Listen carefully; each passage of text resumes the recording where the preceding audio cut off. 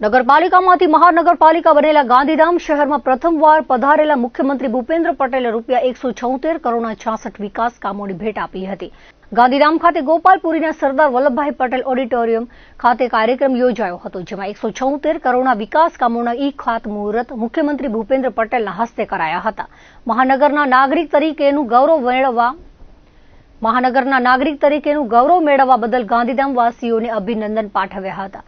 તેમણે જણાવ્યું હતું કે ગાંધીધામ મહાનગરપાલિકા થયા પછી પહેલીવાર અહીં આવવાનું થયું છે. કચ્છના ઇકોનોમિક કેપિટલની ઓળખ ધરાવતા અને રાજ્યના મહત્વના ઔદ્યોગિક કેન્દ્ર ગાંધીધામને વિકાસની નવી ઊંચાઈઓ સર કરાવવાની વડાપ્રધાન નરેન્દ્ર મોદી તેમજ રાજ્ય સરકારની નેમ છે. આ નેમને આગળ વધારતા વિવિધ વિકાસ કામોના ખાતમુહૂર્ત કરવામાં આવ્યા છે. વિશ્વ નેતા અને આપણા યશસ્વી વડાપ્રધાન નરેન્દ્ર મોદીની વિઝનરી લીડરશીપમાં વિકાસનું રોલ મોડલ બનેલ ગુજરાતમાં વધતા જતા વિકાસને કારણે લોકો રોજીરોટી માટે નગરોમાં વસતા થયા છે. ત્યારે નગરોમાં જનસુખાકારી અને પાયાની સુખ સુવિધાઓના કામોમાં ગતિ લાવવા રાજ્ય સરકાર નવી મહાનગરપાલિકાઓની રચના કરી રહી છે. આ જ વિઝન હેઠળ વિકાસની ગતિ અને વ્યાપકતા વધારવા ગાંધીધામ નગરપાલિકાના આસપાસના 11 ગામોનો સમાવેશ કરીને નવી મહાનગરપાલિકાની રચના કરવામાં આવી છે. વધુમાં ઉમેર્યું હતું કે પહેલા ગાંધીધામ નગરપાલિકાનું વાર્ષિક બજેટ ₹110 કરોડ હતું, પરંતુ મહાનગરપાલિકાનો દરજ્જો મળ્યા પછી તે 6 ગણું એટલે કે ₹608 કરોડનું બજેટ મંજૂર કરવામાં આવ્યું છે. એટલું જ નહીં, ગાંધીધામને શહેરી વિકાસની વિવિધ યોજનામાંથી છેલ્લા 3 વર્ષમાં ₹255 કરોડ ફાળવ્યા છે. મુખ્યમંત્રીએ ગાંધીધામ મહાનગરપાલિકા દ્વારા ખાતમુહૂર્તમાં સમાવેલ કામોની સરાહના કરી હતી. હોલિસ્ટિક સિટીના વિકાસના વિચારને મૂર્તિમંત કરતા આ કામો સર્વગ્રાહી વિકાસની ઝલક દર્શાવે છે. સમય અનુકૂળ તેમજ નગરની પ્રાથમિક જરૂરિયાતોના કામોમાં આઇકોનિક રોડ, રસ્તા, પાણી, ગટર, ગાર્ડન, તળાવ સહિત જનજનને સ્પર્શતા વિકાસ કામો સાથે મહાનગરપાલિકાએ આધુનિક કામો જેવા કે ફાયર સ્ટેશન તથા મોડર્ન લાયબ્રેરી સહિતના વિકાસ કામોનો પણ સમાવેશ કર્યો છે, જે સર્વગ્રાહી વિકાસ દર્શાવે છે. શહેરોનો વિકાસ કેવો હોય, કેટલા સ્કેલનો અને કઈ સ્પીડનો હોય તે ગુજરાતના નગરોએ દેશને બતાવ્યું છે. પહેલા વિકાસની માત્ર વાતો થતી, પરંતુ વડાપ્રધાન નરેન્દ્ર મોદી વિકાસની રાજનીતિથી વિકાસને ધરાતલ પર ઉતાર્યો છે. વડાપ્રધાનના વિઝન અને વિકાસ થકી વેપાર, ઉદ્યોગ, ધંધા, રોજગાર, વ્યવસાયો, શિક્ષણ, આરોગ્ય દરેક ક્ષેત્રે ગુજરાતે વિકાસની ચરમસીમા લાંધી છે.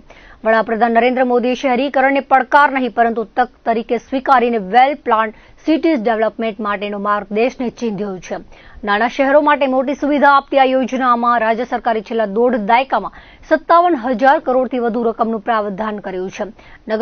મહાનગરપાલિકાઓમાં કેપેસિટી બિલ્ડિંગ અને એમ્પાવરમેન્ટનું સમયબદ્ધ આયોજન વડાપ્રધાને કરાવી હોલિસ્ટિક સિટી ડેવલપમેન્ટનો સફળ પ્રયોગ આપ્યો છે. રાજ્ય સરકારે તેમના આ વિચારને અનુરૂપ 2025ના આ વર્ષને શહેરોના વેલ પ્લાન્ડ ડેવલપમેન્ટથી અર્નિંગ વેલ, લિવિંગ વેલને ચરિતાર્થ કરવા ગુજરાત શહેરી વિકાસ વર્ષ ઉજવી રહ્યું છે. આ માટે શહેરી વિકાસના બજેટમાં ગયા વર્ષ કરતા 40% વધારો કરીને ₹30,000 કરોડ ફાળવ્યા છે. વડાપ્રધાન નરેન્દ્ર મોદીએ શહેરી વિકાસને એક બેન્ચમાર્ક સુધી પહોંચાડ્યો હોવાનું જણાવ્યું હતું. હવે આપણે ભવિષ્યની જરૂરિયાત પ્રમાણે શહેરનો વિકાસ કરવો છે. તે માટે શહેરોને ગ્રોથ હબ તરીકે વિકસાવવાનું આયોજન છે. સ્થાનિક અર્થતંત્રને વેગ મળે, સ્થાનિક ઉત્પાદન વધે અને રોજગારીનું સર્જન થાય તે માટે રાજ્ય સરકાર રિજનલ વાયબ્રન્ટ કોન્ફરન્સનું આયોજન કરી રહી છે, જેના થકી વધુને વધુ રોકાણ વધશે. જાન્યુઆરીમાં રાજકોટમાં યોજાનારી સૌરાષ્ટ્ર કચ્છની વાયબ્રન્ટ રિજનલ કોન્ફરન્સ કચ્છમાં આવતા મોટા ઉદ્યોગોને અનુરૂપ સ્થાનિક ઉદ્યોગોના વિકાસ અને વધુને વધુ રોકાણ આકર્ષવા મહત્વપૂર્ણ બની રહેશે તેવો આશાવાદ વ્યક્ત કર્યો હતો. મુખ્યમંત્રીએ આ પ્રસંગે 2047 સુધીમાં વિકસિત ભારત અને આત્મનિર્ભર ભારત બનાવવા આજથી જ શહેરોને ભવિષ્યલક્ષી બનાવવાના આયોજન પર ભાર મૂકતા સૌના સાથ, સૌના વિકાસ, સૌના વિશ્વાસ અને સૌના પ્રયાસ દ્વારા સસ્ટેનેબલ સિટીઝના નિર્માણમાં આગળ વધવા અને ગાંધીધામ એમાં લીડ લે તેવો અનુરોધ કર્યો હતો. ઉલ્લેખનીય છે કે નગરપાલિકામાંથી મહાનગરપાલિકા બન્યા બાદ ગાંધીધામ શહેરમાં પ્રથમવાર પધારેલ મુખ્યમંત્રી ભૂપેન્દ્ર પટેલનું શહેરીજનો દ્વારા એરપોર્ટથી ગોપાલપુરી સહિતના વિસ્તારોમાં ઢોલ નગારા સાથે ભાવભર્યું સ્વાગત કરવામાં આવ્યું હતું. મુખ્યમંત્રીના અભિવાદનમાં ગાંધીધામ શહેરના વિવિધ સમાજના નાગરિકો જોડાઈને રાજ્ય સરકારના સર્વસમાવેશી વિકાસની પ્રતિબદ્ધતાને આવકારી હતી.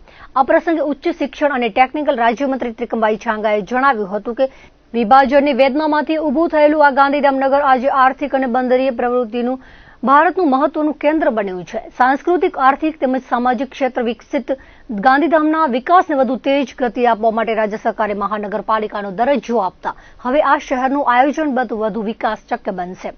વડાપ્રધાન કચ્છ પ્રત્યે વિશેષ પ્રેમ ધરાવે છે. અને આ જ પ્રેમના કારણે તેમણે કચ્છનો સાર્વત્રિક વિકાસ કર્યો છે અને આ જ વિઝનને મુખ્યમંત્રી ભૂપેન્દ્ર પટેલ આગળ ધપાવી રહ્યા છે. કચ્છ પ્રત્યે વિશેષ આત્મીય ભાવ સાથે મુખ્યમંત્રીએ કચ્છના વિવિધ નર્મદા રોડ રસ્તા તેમજ અનેક ક્ષેત્રોના પ્રશ્નોને હલ કરી કચ્છની વિશેષ ચિંતા સેવી છે. આ કાર્યક્રમ પ્રસંગે સાંસદ વિનોદ ચાવડા, જિલ્લા પંચાયત પ્રમુખ, ગાંધીધામના ધારાસભ્ય, રાપરના ધારાસભ્ય, પૂર્વ વિધાનસભા અધ્યક્ષ, મહાનગરપાલિકા કમિશનર, દીનદયાળ પોર્ટ ચેરમેન તેમજ આગેવાનો સહિત મોટી સંખ્યામાં નગરજનો ઉપસ્થિત રહ્યા હતા.